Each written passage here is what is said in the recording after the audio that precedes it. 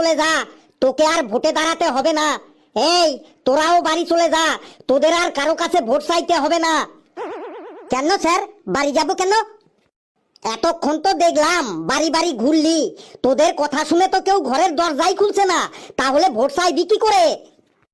Sir বাড়ির দরজা খুললো না তাতে কি হয়েছে? এরপর রাস্তাঘাটে ঘুরবো, মাঠে ঘাটে ঘুরবো, হাটে বাজারে ঘুরবো, আর যাকে সামনে পাবো তার কাছেই ভোট চাইবো।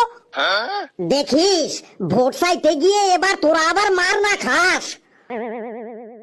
স্যার কেউ মারবেক নাই, এইবার এমন কায়দা করে ভোট চাইবো যে লোকে ফেলু ভাইকে ভোট দিবে কি দিবে।